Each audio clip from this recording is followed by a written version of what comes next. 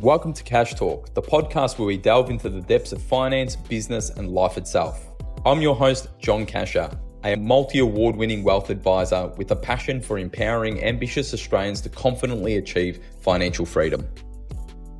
Hey everyone, before we get started, this is a quick reminder that everything in this podcast is of a general nature and nothing has been tailored to your personal circumstances. So please seek personal financial advice before acting on this information. Welcome back to Cash Talk, and today I'm joined by Ayten. Ayten, how are you? I'm well, John. How are you? Not bad at all. Getting back into the podcasting, so enjoying it, and obviously everything else that comes with, running Thriving Wealth and everything with Thriving Wealth. How you been? Yeah, good. Good. Just, doing the usual, working hard. You're off for a while, so now you're back and things have revved up again. Yeah, that's exactly right. Getting back into some of the routine with the kids and stuff like that. So, and talking about kids, today we're going to be talking about, the considerations you need to make when you're expecting children or planning to have children. There's a few different aspects that are involved when it comes to financial planning. Not only are you going to be welcoming this new human into your household and all the emotional side of things and everything else you've got to consider, but obviously the financial aspects as well too. Yeah, it's a big decision, obviously, having a family. Mm-hmm. And that very first child that you have is, like you say, very emotional, but also the financial burden, I guess you could say, that comes with having children, because it's not only, you're bringing someone into the world, you have to care for someone, but also, what are we doing in terms of, am I taking time off? Who's going to be the main breadwinner during that time? How much time am I taking off? And the future planning as well. Yeah, definitely. And if you've got the opportunity to obviously plan for it, there's some people that don't have the opportunity to plan. And then so, they find themselves, pregnant with a child and, we've got to kind of get our stuff together if they haven't already. So I might go over to you, Ayten, because I know you've prepared a little bit for today. What do you think are like the main considerations that people need to take when they're considering having children or expecting one on the way? Yeah, so I think the first and foremost is obviously time off work. Mm-hmm. So trying to manage, how much time am I going to take off work? How much time can you afford to take off work is really one of the biggest questions, because often when you're working in a company, let's say, for example, you might be able to, be paid through that company, but also paid through like Centrelink, for example. So that might help you to, make a decision in terms of how much time you can take off. Also, is your partner going to be taking off, or who's going to be taking the time off? So these are the kind of things that you need to discuss. Yeah. And then after that, what are we doing? Are we going back to, if you're working full-time before, are we going back to part-time? Are we going back to full-time? And then the other, things that kind of come into play is, then who's going to be looking after the child if I'm going back to work? So then there's extra additional costs if we're going to childcare, let's say, for example, or family daycare, or someone from the family is going to look after the child. Definitely. So there's this kind of loss of income that needs to be taken into consideration, but, also as well to the additional costs that come with that. If you're not well supported and you don't have people to take care, like, do we have childcare that we need to take into consideration? So, we'll take one step. Like in most cases, that the government leave. I think depending on dates, it was 16 weeks, then it moved to 18 weeks, then it's 20 weeks, and I think it's ending up 22 weeks or even 24 weeks with the dates. But for a lot of people, they are going to be taking a pay cut because the amount that the government pays is minimum wage. Yeah. It's not nothing. Most, for example, high achievers, you're going to be taking a pay cut on that. Yeah. So you need to work out, obviously, that drop in income that you're going to get. Coupled with what entitlements do you have? Do you have annual leave? Do you have long service leave? And then it's a matter of like, how do you take that leave? A lot of employers will be flexible on regards to how do you take that leave. Do they have their own maternity leave benefit? Especially large organisations usually have kind of some leave entitlement. We were working with a client yesterday. She gets 6 months paid leave, so that's pretty cool. Then coupled with, annual leave and long service leave that she's got, she was saying that, she's probably going to take 9 months off. This is her third child. So like for her, she's kind of prepared, but, we still need to prepare for that, that transition back. And, even for her, she was like, listen, I don't think I'm going to be able to go back full time having 3 children. to my full-time capacity until the kids are at primary school. And I do see that a lot. I also see as well to Ayten, I was actually having this conversation with Burja this morning, my wife, was I think first-time parents think they're going to return to work earlier than expected. Like I've seen it multiple times where the person's like, oh, I love my career, I love my job, I want to get back. I think I've got, 6 months off. I'm going to be 6 months back on the dot. And 6 months when having a child is like, flies by, doesn't it? it flies by. You're readjusting in regards to, okay, cool, now you've got to feed this baby. And, if you're breastfeeding, for example, you've got to breastfeed this child. This child doesn't operate on your time. They operate on their time. And then you've got like sleep deprivation. Yeah. And then, me as the father, like we kind of had the kind of traditional setup where, Burja was home with our first, breastfeeding the baby, and I felt like I couldn't help in regards to helping the baby as per se, but it was just like helping my wife. Yeah. And like, not to say that she was, horrible or whatever, but like she needed support. Yeah. She wasn't sleeping, baby was up. Yeah. So we had to like come up with our roles very quickly and be defined on that. And so, I even say just as a parent, I think having defined roles in regards to who's doing what. And they don't need to be traditional. It's like, the person doesn't need to be like the female needs to be the one who cooks. If you can cook and that's who you are, like that will help. Yeah. Definitely. So, but as well too is like, okay, well then with the work scenario, in most cases, both parents can't take off work at the same time, and it's around like, okay, cool. How are we going to split up our leave? Am I going to take maybe leave a little bit later, maybe when my wife needs to return back to work? I've seen that happen as well too. I've seen a lot of fathers, for example, take off the first 2 weeks, when baby's there, just to spend time with the new cherished baby and lap it up. I don't think there's any right answer in regards to what's right. I think it's what's right for you. But the most important one is like, has your money given you the option to be able to make those decisions? Yeah. And, we were very fortunate by the time that we had our baby. I was years in advance in regards to planning, but I think that's also where our clients do quite well in regards to we're kind of modeling that out. And number one is having like huge cash reserves. Yeah. The smaller the cash reserve, the bigger the problem. Yeah. Yeah. Correct. And so if you're going to say have a drop in income of, let's say, I don't know, 6 months over a 12-month period, you're losing 6 months worth of income. Well, you don't want just 6 months worth in the cash reserve. You probably want 9 or 10 months at least. And so how we come up with those cash reserves is we're working with a client at the moment about that. Like right now, we're borrowing against the equity in their house to have a split loan where they're going to have a offset account sitting with money. Yep. Now that money, yes, their loan has increased, but let's just call it $100,000 to make it easy. $100,000 additional loan, but they're going to have $100,000 in their offset account. So they're not going to be repaying any interest. But they're just going to have this backup war chest. And the reason why we did that is because they came to us and they're literally going to have the baby in 2 months. And so we don't have the ability to kind of save that amount of cash reserve. So we're really looking at what can we do to not force the decision for them to have to get back early. Now, if they end up getting back early in this case, they probably won't even need to touch that reserve. But this is some of the techniques that we need to use to be able to have those cash reserves. Yeah, and I think that's really important because one of the things that you don't realize as a first-time parent is how much money or, well, I guess how your expenses kind of increase and how much by, because you're preparing for that child, but then the child comes in. The first 6 months, if you're like, obviously formula, that costs money, nappies, all that kind of stuff. But then when they start like eating and all that kind of stuff, your expenses start rising. Then you need things for the baby as well as they're growing up. So in that first 12 months, it's really like rapidly things are changing. Yeah. And you need to be able to have that buffer in place. So then, like you say, it gives you that flexibility and that opportunity that, let's say you set out to have 6 months off work, but most workplaces are quite flexible. So if you said, actually, no, I want to extend that to 12 months. Most workplaces would be able to give you that flexibility. But it's really the cash flow that's, might be the problem. That's driving that to come back. Yeah.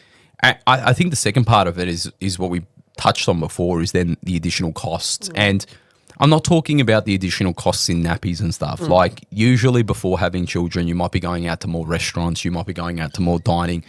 I often see people's expenses just changing the way that the money flows. Like I don't see the expenses when babies are quite young changing. There might be a little bit of upfront costs, prams, cots, this, that, blah, blah, blah. But ongoing, the baby's not chewing into the expense line a hell of a lot. Yeah, I think it depends. Yeah, okay. I think it depends on what you are willing to like buy, because Yeah. obviously as a first time parent, I want the best for my children. I want the cute little outfits, and they cost money, right? Because you can only wear them for like a couple of weeks, Yeah. and then they grow out of them. Correct. I want the new toy. I want this toy. I want this. So it's not so much that the baby is costing you money, but it's the mindset. I want this for my child. Valid point. And I think the other one is depending on the lifestyle you had before. Yeah. And I'll probably kind of stereotypical, the person that was maybe a bit social before, is not as social because you're at home, you're sleep deprived, you're this, that. I think, but the other one that does come up is around they grow to 5 years old, 6 years old, 7-year-old, 8-year-old very quickly. Yeah. And so you've then got to start looking and going, okay, well, what's the next then 5-10 years look like? And so are you having one child? Are you having 2 children? Are you having 3 children? For a long time, me and my wife only thought it was going to be 2. And you know what? Our current house kind of served the purpose. It probably could have housed the 3 boys, but the house would have become very tight. Yeah. And I know this is a first world problem, please. Like I know but what I'm just trying to say is like, we needed to go and say, okay, we're having this 3rd child, for example. Well, now this is a big cost because now we need to upgrade the home. Yeah, correct. And if you beforehand kind of got into the scenario where you got into the housing market, you got what you could afford, you got yourself an apartment or you got yourself a small unit or a townhouse or even a small home, in my case, is that house going to serve you well? And what can you do now to kind of plan for those? And then coupled with that, as we touched on before, things like childcare, primary schooling, high schooling, like there is a lot of costs that are associated in that period of you kind of stereotypical, say, late 20s, early 30s, having your first child, all until like that, until they're out of the house. Yeah. There's a lot of costs that are associated. I think another one that we need to take into consideration is also extracurricular activities. I know your kids do swimming, for example, mine swimming, soccer, this, that. All of these things, they do cost money. Yeah. And so we need to go, okay, well, how do we need to set up your finances to accommodate for those things?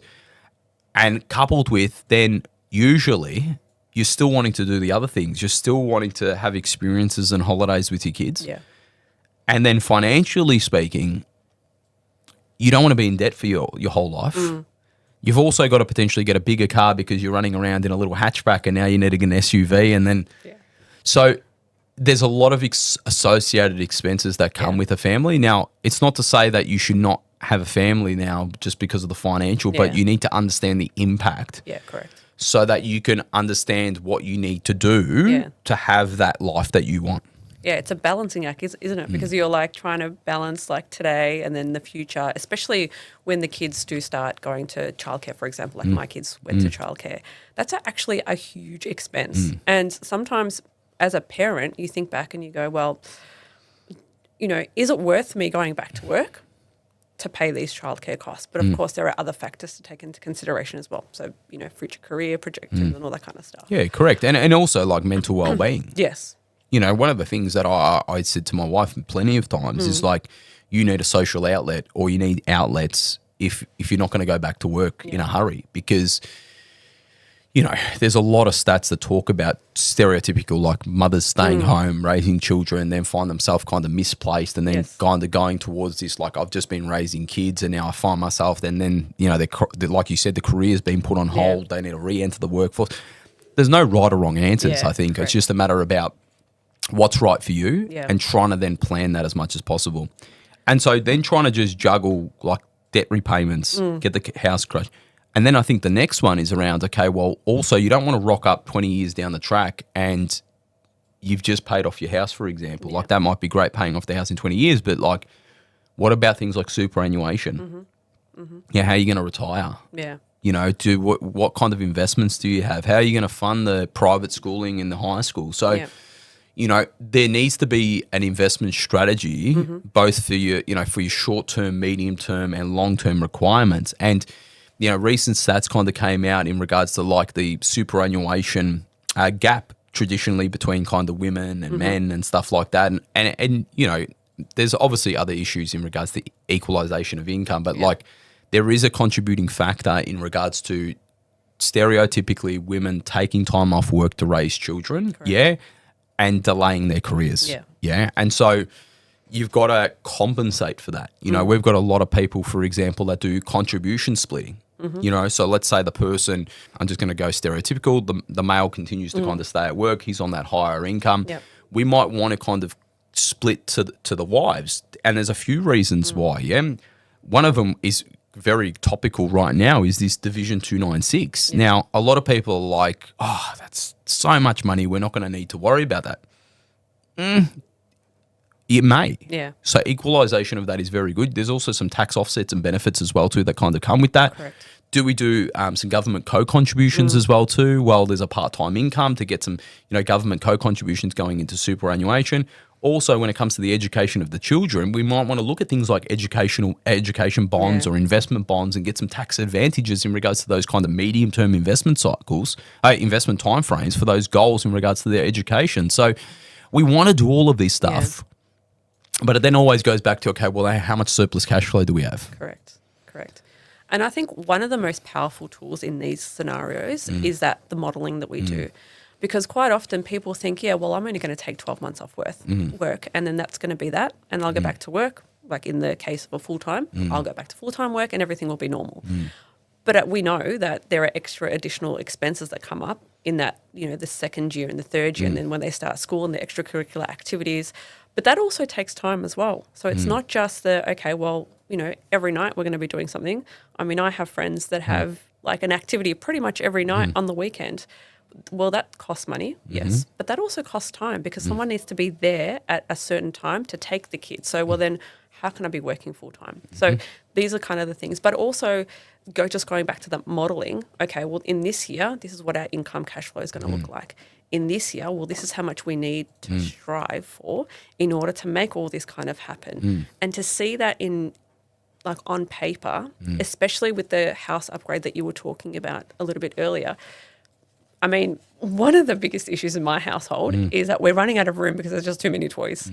You know, so it's not just about, okay, we've got the house, it's a 4-bedroom house. We can make do with a 4-bedroom house, but then there's the additional, you know, materialistic things that come with that. And also I find myself, like we live in a townhouse, a backyard. With kids, you need a backyard. You need space for them just to get out. And so, you know, having the house upgrade, for example, in your projections, that's important because, okay, well, realistically, what does a house upgrade look like in today's terms? Well, what's that going to look like in 5 years' time when we actually do need to upgrade the house? Correct. And are you having that when you're maybe having, say, your third child or your second child? And what does timing look like? Yeah. My mother once told me, and it's interesting because she had nothing in finance, it's very easy for you to upgrade your lifestyle. Yes. It's very hard to downgrade your lifestyle. And we talk about loss in income during these periods of time, but I think there's also this factor of some people, they just get so overwhelmed with all the chaos that's happening in their life. They then also just lose ambition in regards to growing their careers, growing their income, but they also want to increase their lifestyle and obviously give to their children maybe even the things that they didn't have. Yeah. And so I will kind of say to people, like one of the most common things that we see where people fail, and we have a very, very good success rate at Thriving Wealth, but the people that fail, commonly it's the ones that,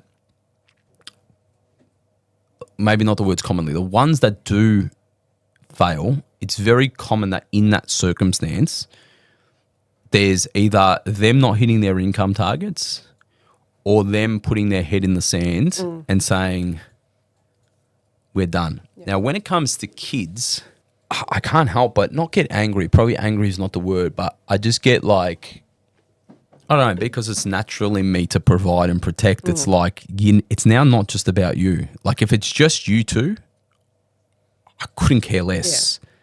But like for your children, what does that mean for them? Yeah. And what I'm very concerned about, like macro wise, is the disparity between the rich and the poor. Like the disparity is huge. And I think having a clear plan, having clear structure, having someone there to kind of support you through this emotional roller coaster that you do, it's invaluable to kind of say, hey, listen, this has all been accounted for. This has all been accounted for. We're going to do this, we're going to do this, we're going to do this. Now, obviously, there's some circumstances that you can't control. Yeah. Redundancy, business risk, whatever the case is going to be. But I think if you can kind of manage your lifestyle creep is where I was trying to get at, and then keep to the plan, both on your spending plan and your income targets, you end up getting through this rough period in a very, very good spot. Yeah. Because often, like, the conversations I'm having with clients are like, you can see the bottom line. This is a cash flow deficit. But we know in that year, this is what we're planning to do. So, yes, cash flow is not going to be good, but we've also planned for this. So it's okay. And and there's reserves that are allocated for this deficit. Correct. And, I'm not concerned about that. If we're consistently having a cash flow deficit, that's where the concern is. So like you're saying, the planning and the lead up to those events are what really matters. And I think putting your head in the sand and just kind of giving up, I think the most important thing about the relationship with Thriving Wealth is that we can go through those discussions and say, yeah, that's fine. That's an issue, but this is how we're going to work through it. And just kind of coaching someone through that. I think that's really important, because if you're kind of doing it yourself and you're going through this financial struggle, I mean, it's easy to give up, right? Because no one's kind of pushing you through and trying to guide you and get you back to where you were. It is, and it's sad when you do see that happen. We can only twist their arm as much as we can, but Correct. I think then what does that compounding effect mean for that children? And it's that which is, I think, dividing the difference between the kind of successful financial families and the non-successful financial families, is that really it takes one person from that family in one level of the generation to go, I'm not standing on this anymore. I'm making a difference. And then if we can kind of then teach that to the next generation, the compounding effect is huge. And to see the disparity between the ultra successful and the ones that are really struggling, and I only see it getting worse, because this kind of wealth transfer that's happening as we speak is massive. I'm working with a client at the moment who's terminal, and he'll hand to his children, and they're wealthy, but they're not like what I'm talking about, ultra uber wealthy, but they're giving their kids $1 million each. Like, that's most people's mortgages just wiped. That's most people's like education for their kids all taken care of. Like, but that client that we've been working with that's unfortunately terminal, we've been working with him and her for like 15 years. And what they've done and the habits they've done and what they've been able to provide and the experiences that they're having with the kids and the grandkids. And then, okay, cool. But that's what some families are going to get. And so it's like, what pathway do you want to create for your family? And I say to people, like, don't expect inheritances. Don't expect that stuff. So like, it's around, okay, well, I'm in the spot. It might be like really scary right now. Well, what am I going to do? Am I either going to just keep being scared, or am I going to get a plan to how to get out of this and create a better financial future, create stability for the household to give us the choices to not rush back to work, account for these expenses, because they're going to come. Like, yes, there might be a difference between, okay, cool, we're not putting the kids in private school, but we're putting them in public school, and therefore we'll save. But, you got to remember the decision, for example, like schooling. Like, a lot of parents don't want to take their kids out of private once they're in and then move them to public. And so the people that are maybe not financially prepared in the background or are faking it till they make it, they're then borrowing. They're taking away from their future for today. And that's a very other common things that I'm seeing when people don't have financial systems, don't have accountability, is around borrowing against their future. And it might seem like the easy way out now, but it's not. I think like it's like with your health. Like if you choose easy now, it's going to be harder later. If you choose hard now, it'll be easy later. Like you've got to choose when that's hard's gonna happen. So, you know, I think when it comes to going back one step in regards to expecting, I think income loss is big, future expenditure, understanding lifestyle creep, looking forward to understand, like when we talk about future expenditure, not just like compounding your future expenditure in regards to like the feeding and but also like, does your current dynamic in the regards to the environment suit the purpose in 10 years from now? Yeah. And what can you do to kind of prepare for that suitable environment? I think they're the big ones. Yeah. And then the other one that usually people don't think about as well too is around then still at the same time, how am I still going to not have to be up to my eyeballs in debt? Yeah. How do I still can kind of invest for their financial future and our financial future? And am I going to have to work till 80 to be able to do this? Or realistically, you know, am I going to be able to kind of start putting some stuff away? And I think the last piece as well to Ayten is some people put off investing, because their debts are so high. They put off the things that they should be. I try and say to people like, investing should come before like your Netflix subscription, should come before your Disney subscription. Some people say to me like, hey, John, well, if they're only $20 a month, like, why do I do it? I might as well just get it. Like, but I say like, if $20 a month is all you can do, like literally all you can do, you should invest before you spend on those wants. Yeah. Like literally, like, if someone says to me a minimum, it's like if you've gone through absolutely everything and it's just your needs, the first thing you need to be adding to is investing. Investing literally needs to be today like having the internet. Yeah. Like you need to do it. Yeah. Because it's just later, it's just going to be so much easier for you with that compounding. And like, you know, more than anything, you're trying to create that habitual change. Yeah. You know, it just is normal. When we have our investments come out each month for our children and for our future, they are literally like the mortgage repayment. Yeah. Like I see them like just Yeah, I couldn't agree more because, you know, those Netflix, let's say those subscriptions that you've got, well, they're just kind of coming out of the account. You're not even thinking about it. Well, the investing is the same concept, isn't it? They're just coming out of your account. You're not thinking about it. They're not making a dent in the bottom line on your cash flow, but it, you know, project 10 years forward and they have made a massive increase. Yeah, exactly. And you want time to be your best friend, not your worst enemy.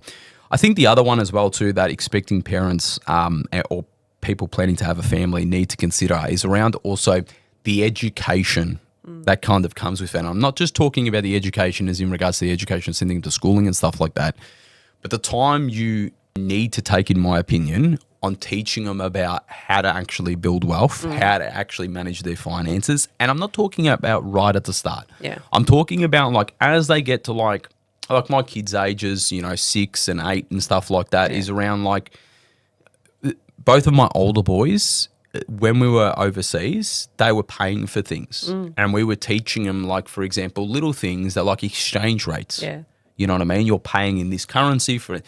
Like, one thing that is like my pet hate is people like hiding their finances or being taboo with what they speak about with their children. Yeah.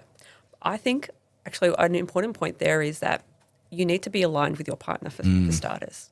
So as you're going on this journey, you need to have a discussion about, okay, well, are we on the same page in terms of how much time I'm taking off? Are we on the same page in terms of when I go back to work, how many days I'm going back to work? What does that look like?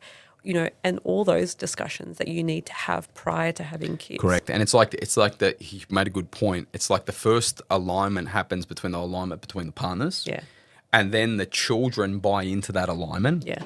And it's actually interesting because when we talk about with our eldest more, like our middle one's still developing, like it's our family's wealth. And like we're the custodians of the money now. Eventually you'll be the custodian. So we need to teach you certain things. And so it's one thing that I think probably the prior generation did really poorly. Yes. Yeah, is like, Ayten, no. You don't need to know about our finances. Yeah, because you're going to run off and you're going to go tell people about our finances. And like, reality is that, yeah, all right, your kid might slip up. Let's talk about this. Like, your kid might go out and blurt to the kids at school and say that. You'd hope that they wouldn't. And I think that kids, we probably Well, they have no filter. yeah, they have no filter, but like, as well too, it's like, would I rather that risk than the risk of a child growing up and I've just hidden everything from them? Yeah. Like, I'll take the one where I've taught them over 20 years or 25 years or whatever it is, and then I'd take that. And so why I say that for like parents, it's around what were your parents doing and what would you have wanted them to do? And then, don't give your kids what you didn't have, teach them what you didn't know. Exactly. And so as you're learning these things yourself, be conscious for the expecting parents to say this needs to become a part of the vocabulary. Yeah. This needs to become, we've sold our house. Yeah, my two eldest boys, my youngest one's obviously too young, but like, they were in the room when we were negotiating. Yeah. When we bought the other house, they were in the room when we were negotiating. Like, wow. Yeah. Like, the download in regards to like how sales are done and how purchases are done, and like, I hope that I'm putting him in a good point. Like, obviously I only tell in 20 years if I've done the right thing, but like, seeing what we're doing with clients and what they're doing with their children, and now listening over nearly 2 decades of me doing this in regards to this business, it is huge. Yeah. And so I just want expecting parents to don't necessarily look at what your parents have done. If you found yourself in a tough spot, look at what they maybe didn't do. Yeah. And what you wish they did do, and apply that in your family household. Yeah, agree. That was good, Ayten. I think we got quite deep, but hopefully you're loving these podcasts. And for all those that are listening and watching, thank you very much for listening to this episode. But if you're liking this, make sure you like and subscribe on all major music and video platforms, and make sure you share it to your friends and family as well. Until next time, thank you and see you later. Thanks. Ayten.